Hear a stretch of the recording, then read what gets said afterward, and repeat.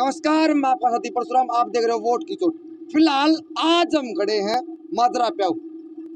ये थोड़ा बताओ, आदमपुर में चुनाव है और रात काली होने लग रही है नानो दलकम चुनाव तो आज हुआ है और आदमपुर में चुनाव डिक्लेयर होने से पहले आदमपुर में मेहनत करें वो जिन्होंने आदमपुर में चुनाव लड़ना है।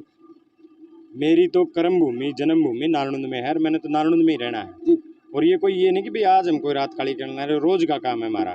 9 बजे 10 बजे 11 बजे तक लोगों के बीच रहना है और क्योंकि यही हमारे साथी हैं। इन लोगों ने कुछ समस्या बताई थी, आपके सामने क्या क्या समस्या रखी? पहले जो विश्वास जताया था भाई जस्सी पेटवाड़ को 5 साल पहले जिला परिषद बनाया था और आज भी वही टाइम आ गया है। कितना काम इनकी उम्मीद पर हुआ है जो सार्वजनिक काम होना चाहिए था आपके टाइम पे भी नहीं हो पाया, जो आगे आने वाला जो भविष्य होगा। देखिए, मैं विपक्ष में जिला पार्षद था और कैप्टन अभिमन्यु, मैं सीधा नाम ही लूँगा, कैप्टन अभिमन्यु जी की वजह से मुझे ग्रांट नहीं मिल पाई। चेयरमैन के ऊपर कैप्टन अभिमन्यु और उनके लोगों की पूरा प्रभाव था, पूरा दबाव था, पूरी पकड़ थी कि भी जस्सी पेटवाड़ के खाते में ग्रांट नहीं जाना चाहिए। तो मैं काम मेरे इसलिए ज़्यादा हो भी नहीं पाई। रही बात दूसरी, जो आप कह रहे हो कि भाई यहाँ काम किए, नारायण हल्के का बहुत बड़ा दुर्भाग्य है। यहाँ के जो विधायक हैं आदरणीय रामकुमार गौतम जी, यहाँ के पूर्व मंत्री हैं कैप्टन अभिमन्यु जी, दो इस हल्के का दो लोग प्रतिनिधित्व करते हैं और दोनों सरकार में हैं और दोनों कहते हैं हमारे बस की कुछ नहीं। मैं तो कहूँ भाई, मैं पूर्व वित्त मंत्री हूँ, दादा गौतम को भाई मेरे तो 80% फेफड़े खराब है, मेरी कुछ साल दिए नहीं सरकार में। मैं तो खुले रुके मारने लग रहे हूँ तो ऊपर लगने लग रहे हो। काम करवाने के लिए भाई राज्य की जरूरत है क्या? एमएलए की जरूरत तो है, राज्य की जरूरत होती होगी। कैप्टन अभिमन्यु का देश में और प्रदेश में दोनों जगह राज है। इसका मतलब ये हो गया उनको लोगों ने 60,000 वोट दिए हैं, यूं मिल जाए 60,000 वोट। 60,000 वोट ने लूट के चोरी करके अपने आराम से छत्तीसगढ़ बैठे हैं, दिल्ली बैठे हैं। उनको थोड़ी बहुत भी ये है कि जिन 60,000 लोगों के मैंने वोट लिए थे, आज केंद्र में प्रदेश में मेरी सरकार है, मैं उन लोगों के बीच जाऊं, उनसे पूछूं कि भी उनको क्या समस्या है, उनसे पूछूं। क्योंकि कैप्टन अभिमन्यु का ही मुख्यमंत्री वही है जो उनके टाइम था, वही प्रधानमंत्री है जो उनके टाइम था। बड़ी बड़ी फोटो खींच के भेजते हैं, कभी प्रधानमंत्री के पास से, कभी अमित शाह के पास से। क्या नारायण हल्के की समस्याओं के लिए एक बार भी मुख्यमंत्री से मिले हैं? क्या आज आपके सामने अभी कैमरा ऑन होने से पहले हजारों तकलीफ ये लोग बता रहे थे, क्या कैप्टन अभिमन्यु ने कभी सुनने का काम किया? 2014 में जब कैप्टन अभिमन्यु वित्त मंत्री बने, ये लोग मुझे यही बता रहे थे कि हम कैप्टन अभिमन्यु को, हमने 170 वोट हैं और हमने 150 से ज़्यादा वोट कैप्टन अभिमन्यु को दिए। लेकिन जब हम कैप्टन अभिमन्यु के पास काम करवाने गए तो कैप्टन अभिमन्यु ने कहा कि मैंने तो पैसे में खरीदे हैं और मेरे पास आने की जरूरत नहीं है। यही जवाब था भाई। तो हैरानी की बात है कि जो व्यक्ति चुनाव लड़ता है, राजनीति करता है, समाज नीति करने की बात करता है, वो व्यक्ति मतलब बनने के बाद इस तरीके के जवाब देता है कि भाई मैंने पैसे में तुम लोगों को खरीदा है। रही बात दादा गौतम की, दादा गौतम की एज मेरे से 50 साल ज़्यादा है। मैं ज़्यादा तो उनके बारे में नहीं कहूँगा, लेकिन वो संघर्षशील व्यक्ति हैं, संघर्ष करके वो यहाँ तक पहुँचे हैं। मैं दादा गौतम जी को एक बात जरूर कहूँगा, आज उनकी सरकार है और मनोहर लाल खट्टर के साथ उनके बहुत मधुर संबंध हैं। और ऐसा नहीं है कि दादा गौतम के काम नहीं हो रहे, खूब काम हो रहे हैं दादा गौतम के। ये कहना बिल्कुल गलत है कि भाई उनकी नहीं चलती, पूरी चलती है, सारे काम हो रहे हैं। लेकिन ये उन लोगों का, उन 72,000 लोगों का अपमान है जिन्होंने दादा गौतम को एक भरोसे के साथ वोट दिए थे कि भी मेरी नहीं चलती, मेरी चल रहा भाई, मन्ना बनाओ विधायक ले किसकी पिंग बनानी 1 मिनट में बना दिया भाई। एमएलए ने कही है जो वित्त मंत्री पहले रह लिया नारायण हल्के से, कैप्टन अभिमन्यु और दादा रामकुमार गौतम, अगर चाहे तो नारायण का विकास बड़ी तेजी से कर सके। लेकिन दुर्भाग्य इस हल्का का भाई, वो जीतने के बाद में इस हल्का में दिखाई भी नहीं दिए। जस्सी पेटवाड़ ने आश्वासन दिया है 2 साल बाद जो विधानसभा के चुनाव होंगे, सेंटर में कांग्रेस लेके आ जाओ, आडवी कांग्रेस लेके आ जाओ, फिर देखियो जस्सी पेटवाड़ का कमाल। भाई साहब, ईब भी जिला परिषद हो आपका कोटा में भी एक मोटी समस्या बताई थी इस परस की। 3% जिला परिषद का आता है, उस 3% में भी आप कुछ सहयोग इस गांव को दे सकते थे, इस परस को दे सकते थे, उसमें आपने कितना सहयोग दिया? मैंने पहले भी कहा, वैसे तो मैंने अब तो देखो जिला परिषद में हूँ ही नहीं, क्योंकि मैंने किसान आंदोलन में जिला परिषद से इस्तीफा दे दिया था।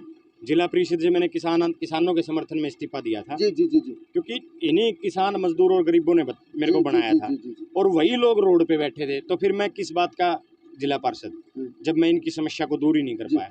रही बात, मैंने आपको ये बात पहले भी बताई है कि जब भी मैं चेयरमैन से मिलता, जब भी मैं चेयरमैन से मांग करता या हमारे जो जिला परिषद के सीईओ हैं उनसे मांग करता और उनको अपनी लिस्ट देता था कि मेरे हल्के में ये काम बकाए हैं, आप करो, उसी समय कैप्टन अभिमन्यु या उनके द्वारा छोड़े हुए व्यक्तियों का चेयरमैन के पास फोन जाता कि भाई जस्सी पेटवड़ का काम नहीं करना है, अगर जस्सी पेटवड़ का काम कर दिया तो तेरी कुर्सी की टांग पेटवड़ वो चेहरा है जो किसान आंदोलन में है, जो जिला परिषद से अपना त्याग पत्र दिया था। भाई साहब, किसान आंदोलन की बात कर ली, 13 महीने बॉर्डर बैठने के बाद में एमएसपी को लेकर लिखित में सरकार ने दी थी, लेकिन उसी एमएसपी को अब पीछे दिखाई दे रही है। किसानों ने सरकार के खिलाफ में दोबारा किसान आंदोलन शुरू हो रहा है, आपकी क्या मेरे देश के किसानों से, गरीबों से और मजदूरों से, और जो हाथ की कमाई खाते हैं, कमेरे जो लोग हैं जो हाथ से करके खाते हैं, दिन में मेहनत मजदूरी करके शाम को अपने परिवार का पेट भरते हैं, उन लोगों से अपील करना चाहता हूँ, एक बार फिर एक होना पड़ेगा।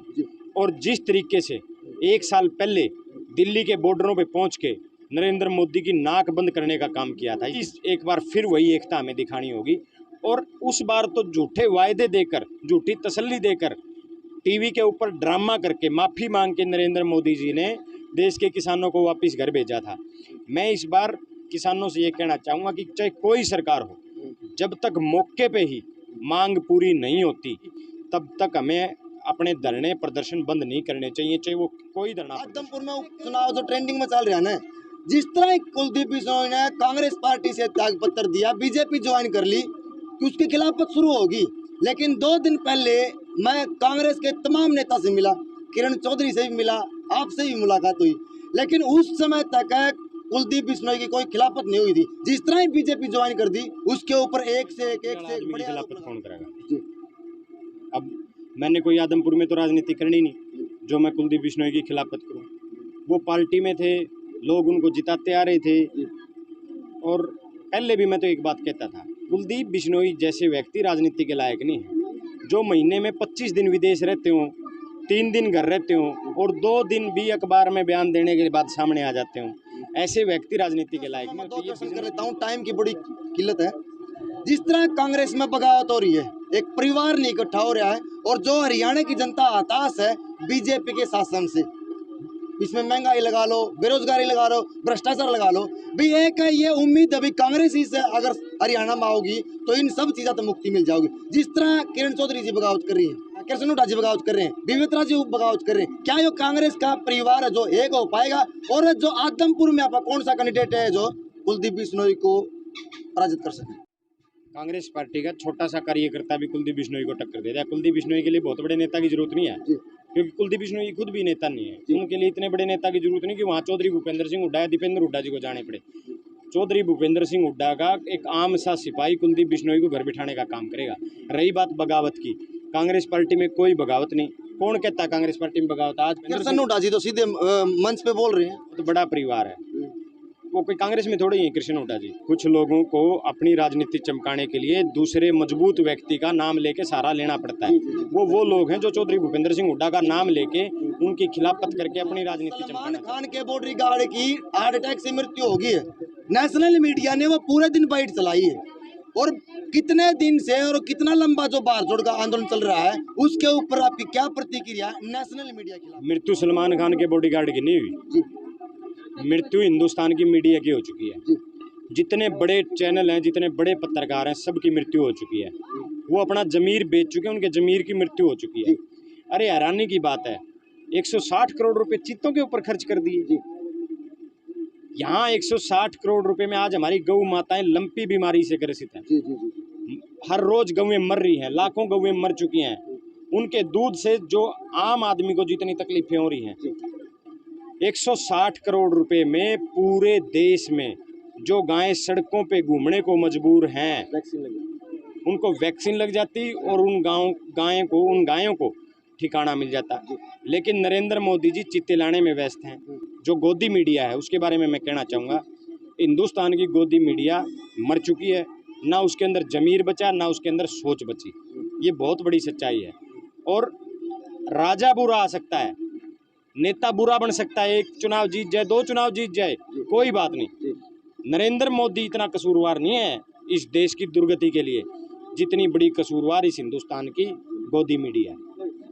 धन्यवाद। भाई जिस तरह जस्सी पेटवाड़ ने सरकार के खिलाफ में और आरोप लगाए गोदी मीडिया में, भाई जिस तरह गोदी मीडिया एक चीतों की बाइट लगातार दिखा रही है, सलमान खान के बॉडीगार्ड की पूरे दिन से और जो भारत जोड़ो का आंदोलन शुरू करा क्या है राहुल गांधी ने गोदी मीडिया के ऊपर, भाई जस्सी पेटवाड़ ने कटाक्ष किया है, कहा कि कुछ कहना वीडियो ने खास के शेयर कर दियो।